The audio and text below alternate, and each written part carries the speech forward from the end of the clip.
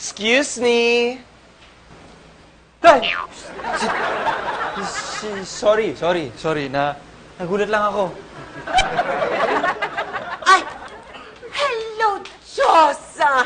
Nandiyan ka na pala. Halika, dun tayo sa loob. Let's go.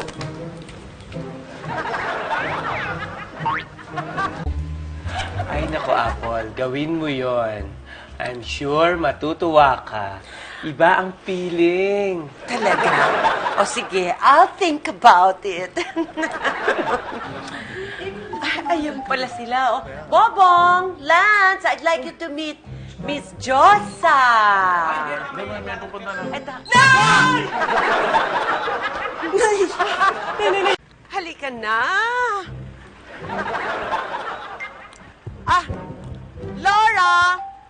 Friend ko! Saan ang punta, Aling Apple? Sa langit! Sama ka?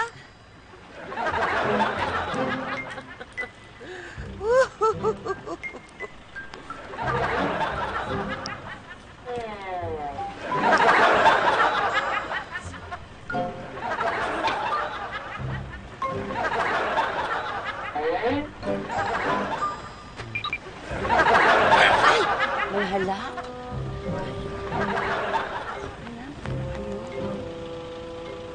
Alam mo, buhay ang buho.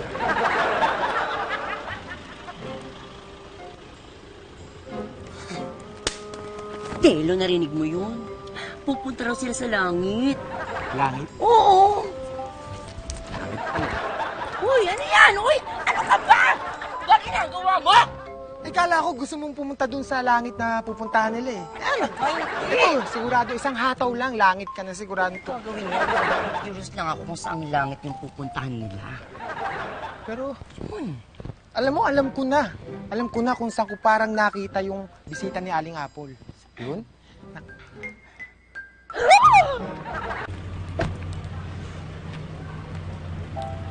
Ano ito?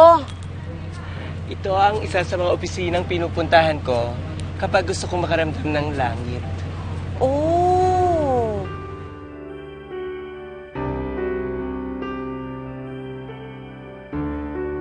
Nakikita mo yon? Oo? Yan ang mga tinutulungan ko kapag gusto kong makaramdam ng heaven. Heaven! Kaya naman pala, fresh na fresh lang ang peg mo kahit hindi ka naman ganong kagandahan. Mismo, ang pagtulong sa kanila ang nagpapasaya sa akin. Kaya, eto, maganda na ako.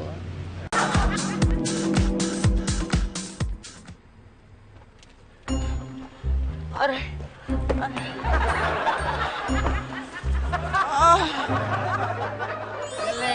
Ano to? Ay, Diyosa, hindi ko naman kinaya yung pinuntahan natin. Actually, ganyan din ang naramdaman ko nung una ko silang makita. Ganon? Excuse me. Wala namin yun. Oh, diba? Si Aling Apple, kasama niya yung kanyang amiga na mukhang bisugo. Alam ko. Kita niyo si Aling Apple, oh. Mukhang pagod na pagod. Ako! Sinasabi ko na, patay na. Nagkaroon na kaagad ng negosasyon. Ayun yung sinasabi ko. Naku, ano pang inaantay niyo? Naku, Sure. sugod na! Ano ba pinagsasabi nyo? Wala kaming ginagawang masama! Bakit, ma? Aaminin mo ba na binibenta ka ng tsakadal na yan? At ikaw naman, masama na nga yung mukha mo, masama pa rin yung negosyo mo. Bawiin mo yan. Bawiin mo yung sinabi mo. You don't know me. You don't know me. O, di ba, uwi? Nakakairita. Di ba, brother?